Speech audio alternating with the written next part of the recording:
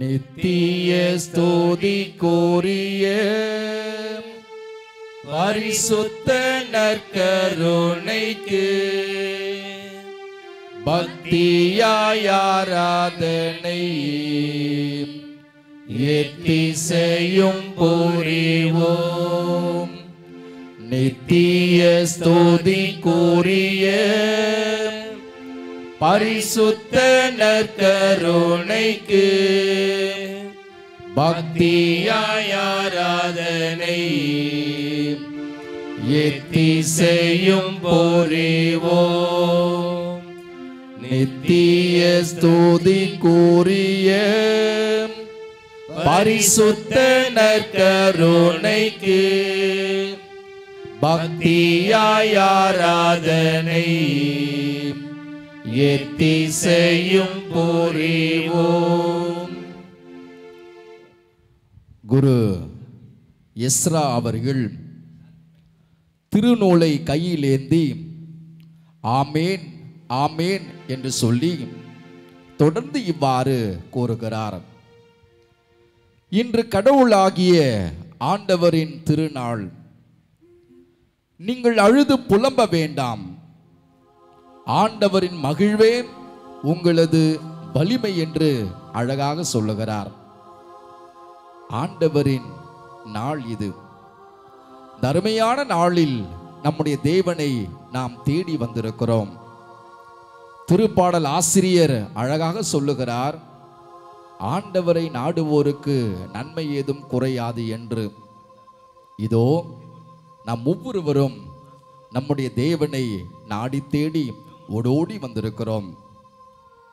இந்த உலகத்தில், இந்த மாயை உலகத்தில் பொழுதுபோக்கிற்கு ஏராளமான வாய்ப்புகள் உண்டு. தொலைக்காட்சி பெட்டி உண்டு, விளையாட்டு நிகழ்வுகள் உண்டு, நம்முடைய நேரத்தை செலவிட செல்போன் உண்டு, இன்டர்நெட் வசதி உண்டு, வாட்ஸ்அப் உண்டு, ஃபேஸ்புக் உண்டு. நம்முடைய நேரத்தை இவ்வாறாக நாம் செலவிட பல வாய்ப்புகள் இருந்தும் நம்முடைய தேவனை நாம் நாடி தேடி வந்திருக்கிறோம். நிச்சயமாக இறைவன் இந்த செயலை கண்டு மகிழ்வார் என்பதில் எந்த ஒரு ஐயமும் நமக்கு தேவையில்லை. என் தேவன் எனக்கு போதும், அவருடைய ஆசீர்வாதமும் எனக்கு தேவை. அவருடைய வார்த்தையை நான் சுவைக்க வேண்டும், அவருடைய வார்த்தையை நான் அசை போட வேண்டும், இயேசுவோடு நேரத்தை செலவிட வேண்டும் என்கிற தாகத்தோடு நாம் ஒவ்வொருவரும் நற்கருணை ஆண்டவரை நாடி தேடி வந்திருக்கிறோம் என்று சொன்னால் அந்த ஒரு செயல் இயேசுனுடைய உள்ளத்தை குளிர செய்யும் என்பதில் எந்த ஒரு ஐயமும் இல்லை. எனவே நம்முடைய தேவன் இயேசு கிறிஸ்து நம்மை கண்டு மகிழ்கிறார். காரணம், நாம் அவரை தேர்ந்தெடுத்திருக்கிறோம், நாம் அவரை நாடி வந்திருக்கிறோம். இதோ நம்முடைய தேவன் இயேசு கிறிஸ்து நம் ஒவ்வொருவரையும் பார்த்து கொண்டிருக்கிறார். சற்று நேரம் மௌனமாக அமர்வோம், அவரோடு பேசுவோம். எவ்வளவோ துன்பங்கள், எவ்வளவோ போராட்டங்கள், குழப்பங்கள், தேவைகள், எதிர்பார்ப்புகள் நமக்கு உண்டு. அதையெல்லாம் இந்த தேவனிடம் சொல்லுவோம். காரணம், நம்மை தாங்கக்கூடியவர் இந்த தேவன். ஒரு தாய் ஒரு குழந்தையை 10 மாதம் சுமக்கிறார் என்று சொன்னால் வாழ்நாள் முழுவதும் நம்மை சுமக்கக்கூடியவர் இந்த தேவன் ஒருவரே. எனவே கேட்பதை கொடுக்கக்கூடியவர், நம்மோடு பேச, நம்மோடு நேரத்தை செலவிட ஆர்வத்தோடு வந்திருக்கிறார்.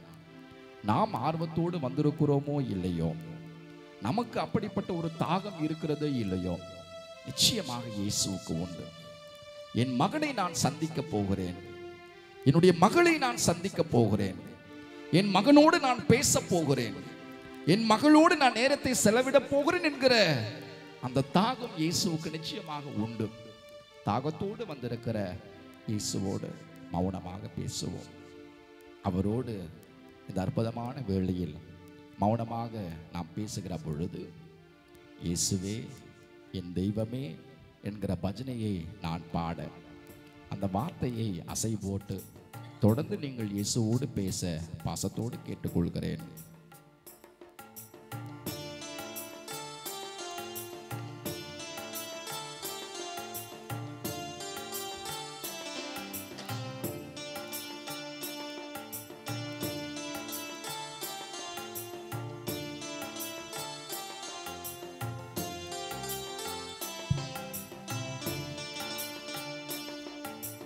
இயேசுவே என் உயிரே என் அருகே நீ இருப்பாய். பாடுவோம்.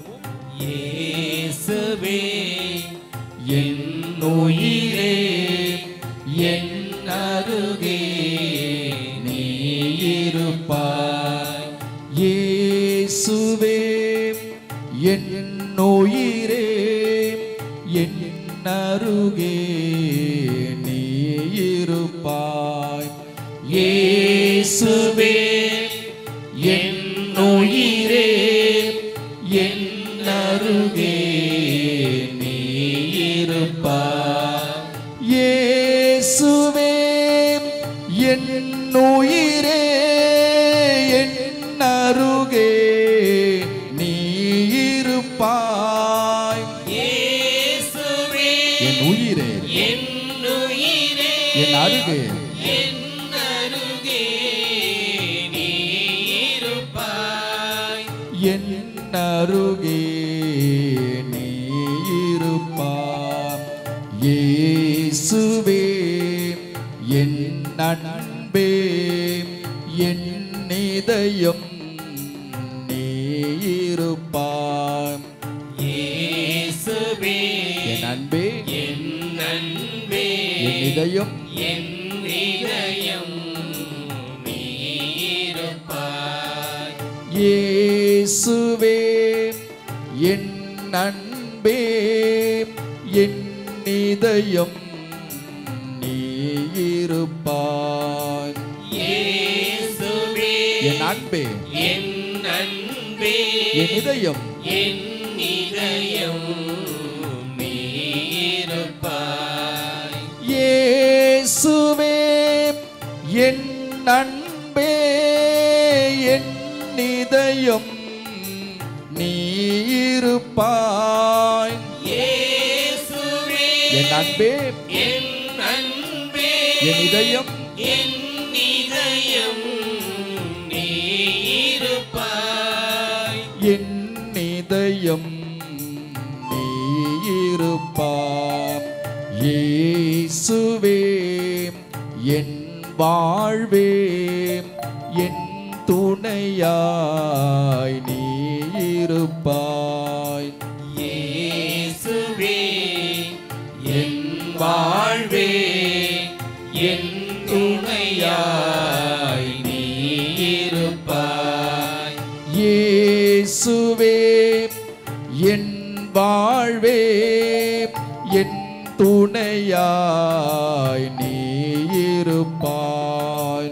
இயேசுவே என் வாழ்வே என் வாழ்வே என் துணையாய் என் துணையாய் நீ இருப்பாய். இயேசுவே என் வாழ்வே என் துணையாய் நீ இருப்பாய். இயேசுவே என் வாழ்வே என் வாழ்வே என் துணையாய் என் துணையாய் நீ இருப்பாய். என் துணையாய் நீ இருப்பாய்.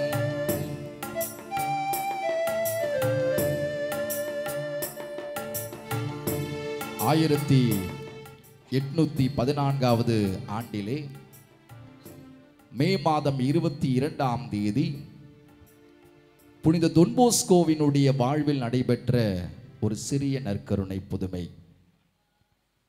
டியூரின் நகரிலே அவர் பணியாற்றி கொண்டிருந்த ஒரு தருணம். ஒரு இராணுவ அதிகாரி அந்த பகுதியில் வாழ்ந்து வந்தார். திடீரென கடுமையான நோயினால் பாதிக்கப்பட்டு படுத்த படுக்கையாக கிடந்தார். அவருடைய குடும்பத்தார் புகழ்பெற்ற மருத்துவர்களை எல்லாம் வீட்டிற்கு அழைத்து வந்து அவருக்கு சிகிச்சையை வழங்கினார்கள். எவ்வளவோ மருத்துவர்கள், எவ்வளவோ சிகிச்சைகள், எவ்வளவோ மருந்துகள். ஆனால் அவருடைய நோய் நீங்கிய பாடில்லை. இறுதியாக மருத்துவர்கள் கைவிரித்து விடுகிறார்கள். இவர் செத்துக் கொண்டிருக்கிறார். இன்னும் சிறிது நேரத்தில் செத்து விடுவார் என்கிற செய்தியை சொல்லிவிட்டு அவர்கள் சென்று விடுகிறார்கள். இந்த செய்தி குடும்பத்தாருக்கு மாபெரும் அதிர்ச்சியாக இடியாக இருந்தது. அவர்களுக்கு என்ன செய்ய வேண்டும் என்று தெரியவில்லை. இறுதியாக பங்கு தந்தையாக இருந்த புனித தொன் போஸ்கோவை சந்திக்க செல்லுகிறார்கள்.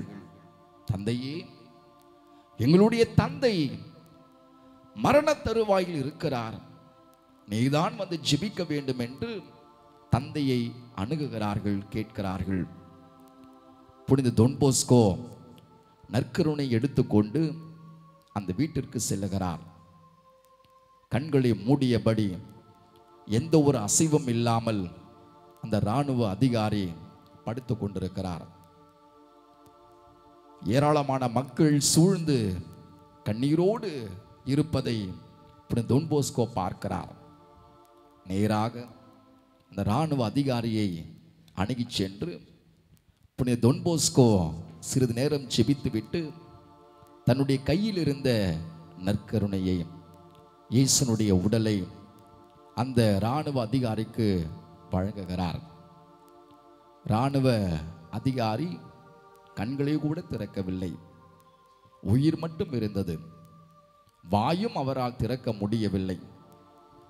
புனித தொன் போஸ்கோ கையில் இருந்த நற்கருணையை அவருடைய வாயில் நுழைத்தார். அந்த நற்கருணை அவருடைய நாவை தொட்டவுடன் மாபெரும் புதுமை அந்த இடத்தில் நடந்தது. நற்கருணை அவருடைய நாவில் பட்டவுடன் கண்களே திறக்காமல் இருந்த அந்த இராணுவ அதிகாரி கண்களை திறந்தார். கைகள் அசைந்தன, கால்கள் அசைந்தன. கண்களை திறந்து பார்த்து அந்த மனிதர் பேச துவங்கினார். எழுந்து அமர்ந்தார். எனக்கு என்ன நடந்தது, ஏன் இவ்வளவு மக்கள் நீங்கள் சூழ்ந்து இருக்கிறீர்கள் என்று ஆச்சரியத்தோடு அந்த மனிதர் இருந்த மக்களை எல்லாம் பார்த்து கேட்கிறார். என்ன நடந்தது என்றே அவருக்கு தெரியவில்லை. புனித தொன் போஸ்கோ குழுமி இருந்த மக்களை எல்லாம் பார்த்து நற்கருணை ஆண்டவரை போற்றி புகழுங்கள், நன்றி சொல்லுங்கள் என்று அவர்களை நன்றி சொல்ல தூண்டினார். உண்மையிலேயே நடைபெற்ற ஒரு நிகழ்வு. 1814 ஆண்டிலே டியூரி நகரிலே மே மாதம் 23 நடைபெற்ற ஒரு மாபெரும் திரு நிகழ்வு. பிரியமானவர்களே, நற்கருணை ஆண்டவர் உயிரோடு இருக்கிறார் என்பதற்கு இதைவிட என்ன சாட்சியம் நமக்கு தேவை? இந்த புதுமை அவருடைய வாழ்க்கை சரித்திரத்தில் பொறிக்கப்பட்டிருக்கிறது. நற்கருணை ஆண்டவர் உயிரோடு இருக்கிறார், உண்மையாகவே இருக்கிறார். அதே நற்கருணை ஆண்டவர் இந்த பலிப்பீடத்தில் உயிரோடு வந்திருக்கிறார். புனித தொன் போஸ்கோ நம்பினார், எனவே இராணுவ அதிகாரி சுகம் பெற்றார். நீங்களும் நானும் கூட புனித தொன் போஸ்கோவை போல நற்கருணை ஆண்டவர் உயிரோடு இருக்கிறார் என்பதை நம்பினோம் என்றால் நிச்சயமாக நமக்கும் வாழ்வு கிடைக்கும். நம்முடைய வாழ்விலும் நற்கருணை ஆண்டவர் புதுமைகளை செய்வார், மாற்றத்தை தருவார், நிம்மதியை கொடுப்பார், மகிழ்ச்சியை தருவார். என்ன தேவையோ அதை நிறைவாக கொடுப்பார். எதையுமே நம்முடைய தேவன் அரைகுறையாக கொடுக்க மாட்டார், முழுமையாக நிறைவாக கொடுப்பார். நிறைவாக தரக்கூடியவர் இந்த தேவன். எனவே அனைவரும் எழுந்து நிற்போம், பாடல் தாளை எடுத்துக்கொள்வோம். ஆண்டவரே, என் தேவனே, உமக்கே ஆராதனை. எவ்வாறு புனித தொன் போஸ்கோ குழுமி இருந்த மக்களை எல்லாம் நற்கருணை ஆண்டவருக்கு நன்றி சொல்ல தூண்டினாரோ, அவர்கள் அனைவரும் ஒன்று கூடி மகிழ்ச்சியால் நன்றி சொன்னார்களோ, அதே போல நீங்களும் நானும் கூட நற்கருணை ஆண்டவருக்கு நன்றி சொல்லுவோம். எவ்வளவோ செயல்களை நம்முடைய வாழ்வில் செய்திருக்கிறார், இன்னும் செய்ய ஆவலோடு வந்திருக்கிறார். நன்றி சொல்லுவோம், துதிப்போம், கொண்டாடுவோம், ஆராதனை செய்வோம். நிச்சயமாக நம்முடைய தேவன் நம்முடைய வாழ்வில் மாற்றத்தை கொடுப்பார் என்கிற நம்பிக்கையிலே கைதட்டி உற்சாகமாக இந்த பாடலை பாடுவோம். ஆண்டவரே, என் தேவனே, உமக்கே ஆராதனை. கைதட்டி சத்தமாக.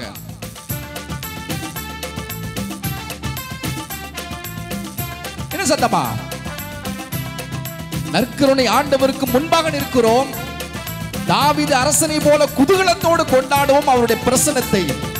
கைதட்டி உற்சாகமாக பாடுகிற பொழுது நிச்சயமாக அவருடைய உள்ளம் குளிரும், அவருடைய ஆசீர்வாதம் நிரம்ப நமக்கு கிடைக்கும். இன்னும் ஆர்வத்தோடு குதூகலத்தோடு கொண்டாட்டத்தோடு இந்த பாடலை பாடுவோம்.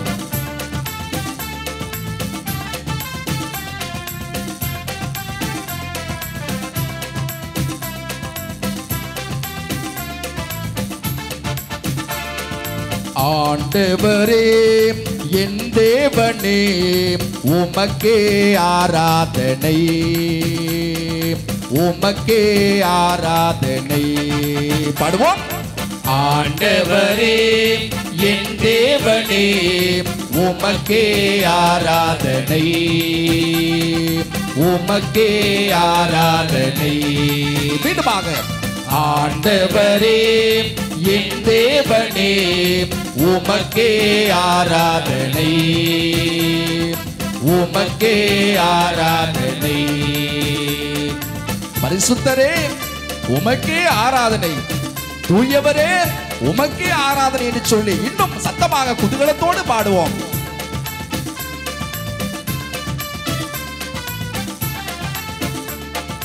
பரிசுத்தரே உமக்கே ஆராதனை, தூயவரே உமக்கே ஆராதனை. பரிசுத்தரே உமக்கே ஆராதனை, தூயவரே உமக்கே ஆராதனை. துதிகன மகிமையெல்லாம், துதிகன மகிமையெல்லாம் ஐயா உமக்கே செலுத்துகிறோம், ஐயா உமக்கே செலுத்துகிறோம். ஆண்டவரே என் தேவனே உமக்கே ஆராதனை, உமக்கே ஆராதனை. வல்லவரே உமக்கே ஆராதனை, நல்லவரே உன்னதரே உத்தமரே ஆராதனை என்று சொல்லி மீண்டுமாய் மகிழ்ச்சியோடு பாடுவோம்.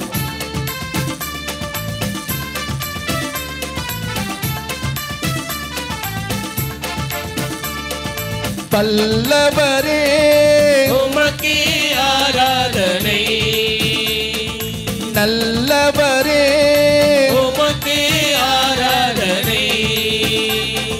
வல்லவரே உமக்கே ஆராதனை, நல்லவரே உமக்கே ஆராதனை. உன்னதரே உமக்கே ஆராதனை, உத்தமரே உமக்கே ஆராதனை. பரிசுத்தரே உமக்கே ஆராதனை, தூயவரே உமக்கே ஆராதனை. ஆண்டவரே உமக்கே ஆராதனை, தேவனே உமக்கே ஆராதனை. நல்லாயனே உமக்கே ஆராதனை, துதிகன மகிமையெல்லாம், துதிகன மகிமையெல்லாம் ஐயா உமக்கே செலுத்துகிறோம், ஐயா உமக்கே செலுத்துகிறோம். ஆண்டவரே என் தேவனே உமக்கே ஆராதனை, உமக்கே ஆராதனை.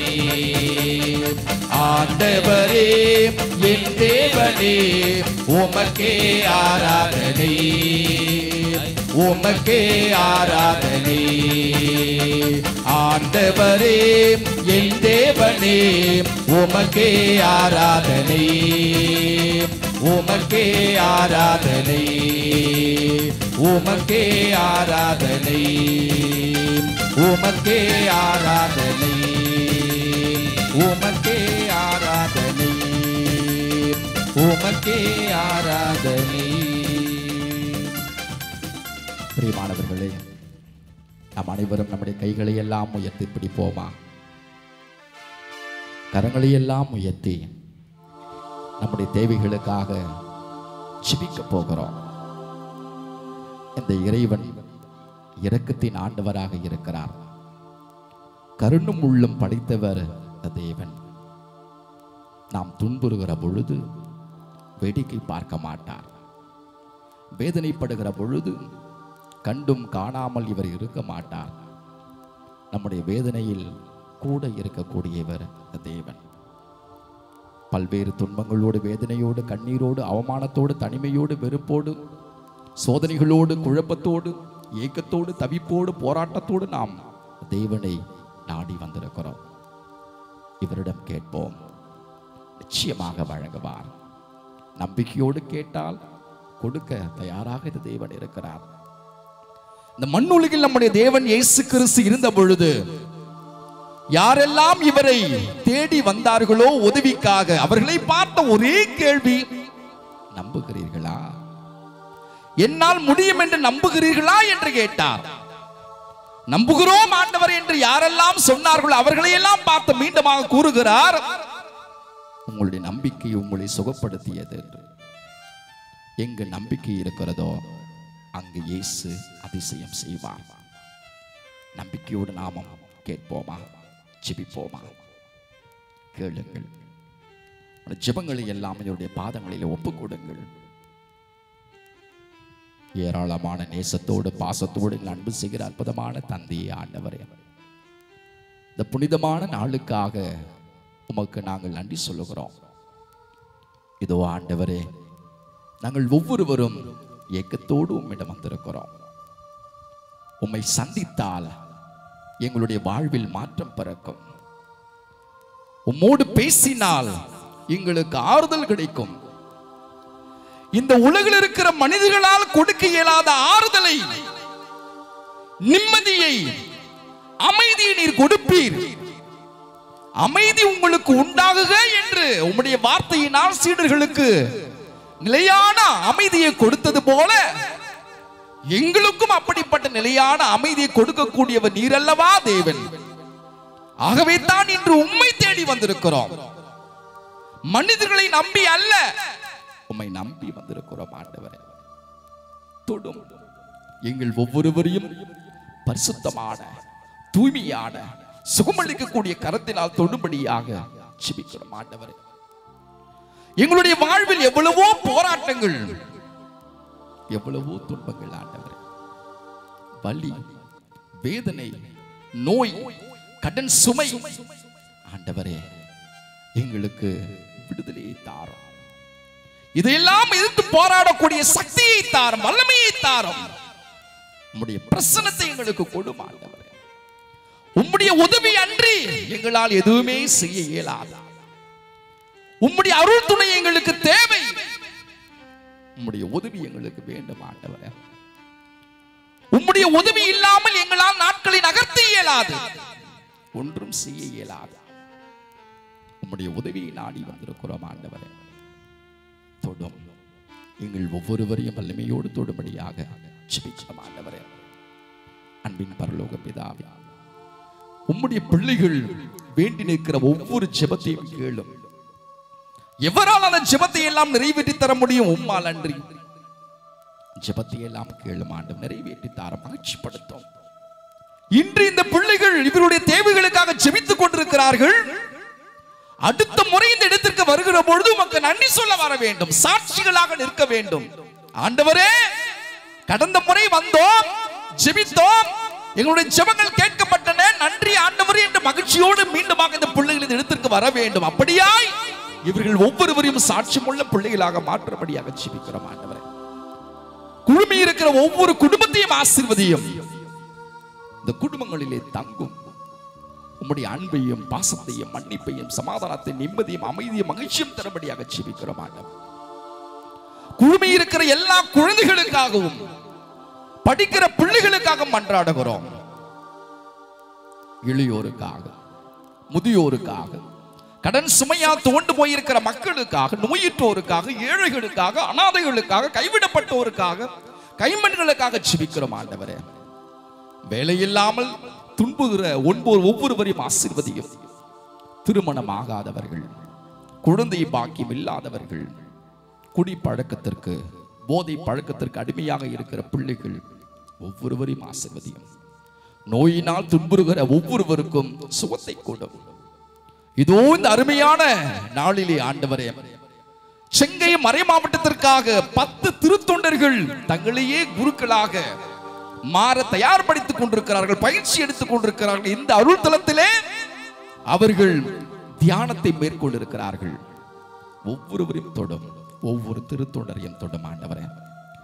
உம்முடைய பணிக்காக அவர்கள் தங்களையே தயார்படுத்திக் கொண்டிருக்கிற நாட்கள் இந்த நாட்கள். அவர்களை ஆசீர்வதியும், வல்லமையுள்ள கருவிகளாக அவர்களை பயன்படுத்திக் கொள்ளும். உம்முடைய பணிக்காக, உம்முடைய நற்செய்தி பணிக்காக எந்த ஒரு திட்டத்தோடு நீர் அவர்களை தேர்ந்து கொண்டீரோ அந்த திட்டத்தை புரிந்து கொண்டு அனுபவித்து வாழ அவர்களுக்கு எல்லா விதமான ஆசீர்வாதம் தரும்படியாக ஜெபிக்கிறோம் ஆண்டவரே. உம்முடைய உடனிருப்பை அந்த பிள்ளைகளுக்கு கொடும், கரம் பிடித்து வழி நடத்தும். அவர்கள் வழியாக இந்த மறை மாவட்டம் வளரட்டும். அவர்கள் வழியாக உம்மை அறியாதவர்கள் அறிந்து கொள்ளட்டும். அவர்கள் வழியாக உம்மை அனுபவிக்காதவர்கள் அனுபவிக்கட்டும். அவர்கள் வழியாக மாபெரும் பணியை இந்த இடத்திலே செய்யும் ஆண்டவரே.